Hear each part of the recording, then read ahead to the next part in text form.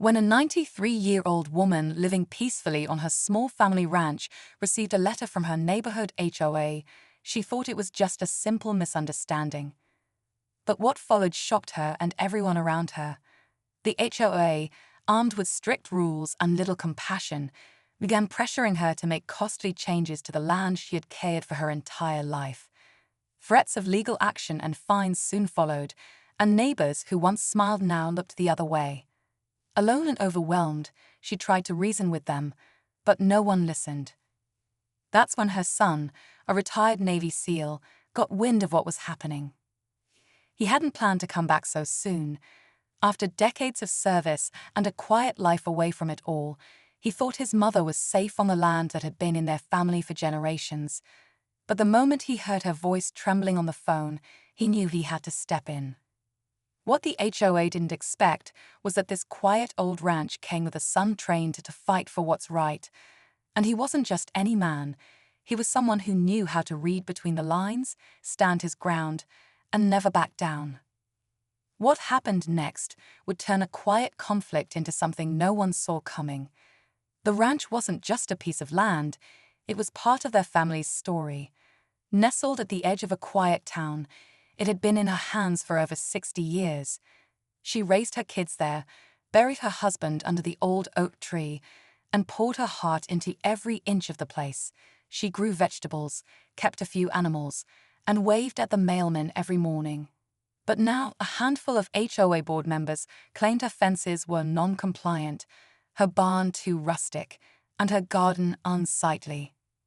None of this had ever been a problem until new people moved in, bringing with them a different vision of how the neighborhood should look. The rules had changed quietly, and no one told her. By the time she found out, the violation letters were already piling up. Her son, still strong and sharp after years in the Navy, wasn't the type to get emotional, but hearing her voice crack as she tried to explain what was happening lit something in him. He arrived within days, calm on the outside, but watching everything. He attended the HOA meeting quietly at first, listening as board members spoke in circles.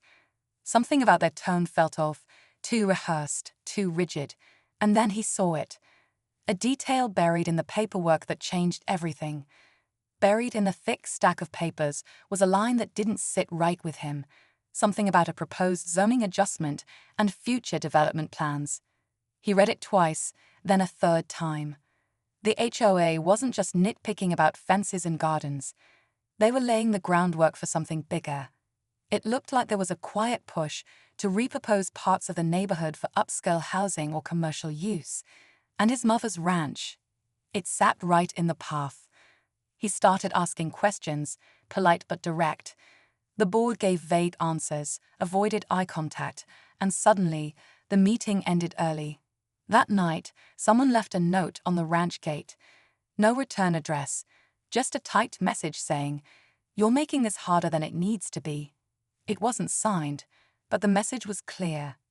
He didn't tell his mother. She was already tired, confused by the sudden change in the place she had trusted for so long. He spent his nights digging through property records, zoning maps, and HOA bylaws. What he found confirmed his suspicion.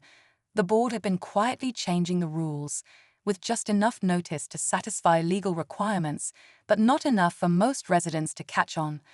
And then, out of nowhere, a neighbor came knocking, but not to offer help. The neighbor at the door didn't smile. He glanced over his shoulder before speaking, like he wasn't sure if he should even be there. In a low voice, he said, "You're not the only one they've gone after." Turns out, a few other longtime residents had also gotten letters, quiet pressure, and sudden rule changes that didn't seem to apply to the newer homes. One family had already sold and moved out. Another was in the middle of a legal battle they couldn't afford. The Navy SEAL son kept listening, his mind connecting dots. This wasn't just personal, it was a pattern. A quiet push to change the face of the neighborhood, slowly removing the people who didn't fit the new image. The HOA board wasn't just enforcing rules, they were clearing space. The next HOA meeting was packed. Word had gotten around, and people started asking questions. But the board acted like everything was fine. Smiles, carefully chosen words, legal talk. The president of the board even dismissed his concerns as misinterpretations. But he wasn't backing down. He had facts, dates, documents, and he was just getting started. That night, security cameras installed around the ranch caught a shadow moving along the back fence. The same fence the HOA claimed violated code. But this time, someone was tampering with it. He watched the footage on his phone in silence. The figure was careful, hood up, gloves on, moving along the back fence with what looked like a pair of bolt cutters. They weren't trying to break in. They were trying to damage the fence, just enough to make it look like it had always been out of compliance. The same fence that HOA had marked for immediate correction. It wasn't just a scare tactic anymore. Someone was actively setting his mother up. The next morning, he reported it. Local authorities took the report, but with no clear face in the footage, there wasn't much they could do. The HOA denied any knowledge and even suggested maybe it was wildlife or vandals. But he wasn't buying it. The timing was too perfect. Then came the twist no one saw coming. He received an anonymous email, just one line and an attached PDF. The message read, "Follow the money." He opened the file and froze. It was a financial document linking one of the HOA board members to a real estate development firm that had recently filed plans with the county. The land targeted for acquisition, his mother's ranch, and a few other non-compliant properties nearby. The pressure wasn't about rules or fences, it was about profit. And now he knew who was pulling the strings, but not how far they'd go to keep it quiet. He knew it was time to act. Armed with the document, video footage, and testimonies from other longtime residents, he called a special meeting with the HOA, this time with legal backing. A few neighbors who had once stayed silent now stood beside him. The quiet veteran had become the center of a growing resistance, and the board was no longer in control of the narrative. When the meeting began, the HOA president tried to dismiss everything as conspiracy theories. But the moment the financial records were projected onto the community center wall, the room went still.